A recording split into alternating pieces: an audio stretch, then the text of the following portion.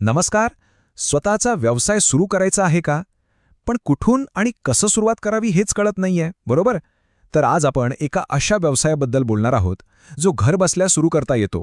हो, पापड बनवण्याचा व्यवसाय. आणि तो यशस्वी कसा करायचा हे अगदी सोप्या शब्दांत समजून घेऊया. बघा, कमीत कमी गुंतवणुकीत स्वतःचा व्यवसाय सुरू करायचा असेल ना, तर पापड बनवण्याचा व्यवसाय हा खरंच एक उत्तम पर्याय आहे. आणि सगळ्यात भारी गोष्ट म्हणजे हा व्यवसाय अगदी आपल्या घरातूनही सुरू करता येतो. बरं, मग आजच्या या प्रवासात आपण काय काय पाहणार आहोत? सगळ्यात आधी ही व्यवसायाची कल्पना नेमकी आहे तरी काय? मग सुरुवात करण्यासाठी काय काय लागतं? त्यानंतर खर्चाचं गणित कसं असेल? नफा कधी आणि कसा मिळणार?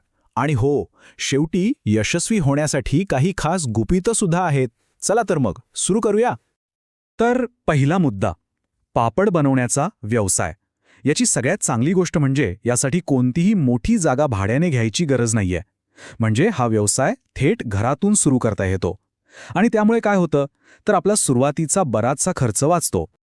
आता बघा, कोणताही व्यवसाय टिकण्यासाठी त्याला काही मजबूत आधारस्तंभ लागतात. आपल्या या पापड व्यवसायाचे असे 3 मुख्य आधारस्तंभ आहेत. एक म्हणजे योग्य उपकरणं, दुसरं म्हणजे कायदेशीर परवाने आणि तिसरं म्हणजे उत्तम दर्जाचा कच्चा माल. चला, आता यातल्या प्रत्येक गोष्टीबद्दल जरा खोलात जाऊन बोलूया. ठीक आहे, तर मग व्यवसायाची पायाभरणी करायची कशी? म्हणजे प्रत्यक्षात सुरुवात करण्यासाठी नक्की काय काय लागणार आहे ते आता पाहूया. सगळ्यात पहिला आणि मोठा प्रश्न आपल्यासमोर येतो तो म्हणजे पापड हाताने बनवायचे की मशीनने? आता बघा, हाताने बनवले तर सुरुवातीचा खर्च नक्कीच कमी होतो, यात शंका नाही. पण जर आपल्याला एक प्रोफेशनल ब्रँड म्हणून उभं राहायचं असेल तर मशीन वापरणं जास्त चांगलं. कारण त्यामुळे काय होतं, तर पापडांची क्वालिटी चांगली राहते, आकार एकसारखा येतो आणि पॅकेजिंगही प्रोफेशनल दिसतं. आणि हे सगळं एका ब्रँडसाठी खूप महत्त्वाचं आहे, नाही का? आता आपण खाण्यापिण्याच्या पदार्थांचा व्यवसाय करतोय, त्यामुळे काही कायदेशीर गोष्टींची काळजी घेणं खूप गरजेचं आहे.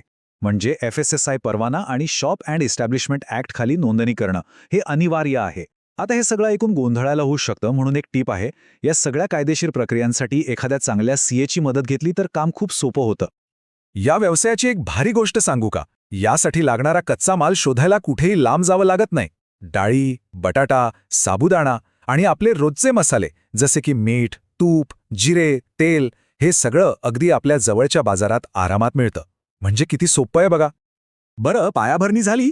आता वळूया सगळ्यात महत्त्वाच्या भागाकडे, पैसा. हो, या व्यवसायात गुंतवणूक आणि खर्च किती येईल याचा हिशोब आता आपण लावूया. जर आपण ठरवलं की मशीन वापरूनच व्यवसाय सुरू करायचा आहे, तर एकदाच जी गुंतवणूक करावी लागते, ज्याला आपण कॅपिटल एक्सपेंडिचर किंवा कॅपेक्स म्हणतो, ती आहे अंदाजे 1,14,000 रुपये. आता हा 1,14,000 रुपये नेमका कुठे खर्च होतोय ते जरा बघूया. यातला सगळ्यात मोठा वाटा आहे पापड बनवण्याच्या मशीनचा आणि जागेसाठी द्याव्या लागणाऱ्या डिपॉझिटचा. त्याशिवाय परवान्यांसाठी लागणारा खर्च, मग आपल्या ब्रँडचा लोगो, स्टिकर बनवणं आणि हो, पॅकिंग मशीनसारख्या महत्त्वाच्या गोष्टी पण यात येतात. ठीक आहे, सुरुवातीची गुंतवणूक तर झाली, पण व्यवसाय फक्त सुरू करून भागत नाही, तो चालवावा लागतो. आणि तो चालवण्यासाठी जो दर महिन्याला खर्च येतो ना, त्याला म्हणतात ऑपरेटिंग कॉस्ट किंवा ओपेक्स. आणि हा खर्च अंदाजे 43,000 रुपये प्रति महिना येऊ शकतो. आता या मासिक खर्चात काय काय येतं? तर बघा, जागेचं भाडं, कच्चा माल, विजेचं बिल, पॅकेजिंगचा खर्च आणि जर कोणी मदतीला असेल तर त्याचा पगार. जेव्हा आपण व्यवसायाचं प्लॅनिंग करतो तेव्हा हे आकडे डोळ्यासमोर ठेवणं खूप गरजेचं आहे. बरं, खर्च आणि गुंतवणुकीचे आकडे बघून घाबरवून जाऊ नका, कारण आता आपण त्या भागाकडे वळणार आहोत जो सगळ्यात रोमांचक आहे, तो म्हणजे कमाई. हो, यातून किती कमाई होऊ शकते आणि नफ्याचा मार्ग कसा आहे ते पाहूया. चला, आता कमाईचं गणित बघूया. विचार करा, जर आपण पूर्ण क्षमतेने काम केलं आणि महिन्याला 1,300 पाकिटं विकली आणि एका पाकिटाची किंमत फक्त 40 रुपये ठेवली, तरी सुद्धा आपली मासिक कमाई तब्बल 52,000 रुपयांपर्यंत जाऊ शकते. आहे की नाही कमाल? पण एक गोष्ट लक्षात ठेवायला हवी, पहिल्या दिवसापासून नफा सुरू होत नाही. हा जो ग्राफ आहे ना, तो नेमका हाच प्रवास दाखवतो. सुरुवातीला थोडा तोटा होऊ शकतो, पण हळूहळू बघा, दुसऱ्या महिन्यापासून कमाई वाढतीये आणि साधारण 6व्या महिन्यापर्यंत आपण नफ्यात येऊ शकतो. हे ध्येय समोर ठेवणं खूप महत्त्वाचं आहे. आणि इथे तर खरी मजा आहे. हे टेबल बघा, यात गुंतवणुकीवरचा परतावा म्हणजे ROI महिना दर महिना दाखवलाय. यावरून अगदी स्पष्ट दिसतंय की सुरुवातीचे काही महिने धीर धरावा लागतो, पण 6व्या महिन्यापासून बघा, चक्क 20% नफा मिळायला सुरुवात होऊ शकते. म्हणजे मेहनत फळाला येते. चला, आता आपण नफ्यापर्यंत तर पोचलो, पण व्यवसाय फक्त सुरू करून किंवा नफ्यात आणून भागत नाही, तो टिकवायचा असतो, वाढवायचा असतो. मग दीर्घकालीन यशासाठी काय करायचं? त्यासाठी योग्य मार्केटिंग आणि वाढीची रणनीती असणं खूप आवश्यक आहे.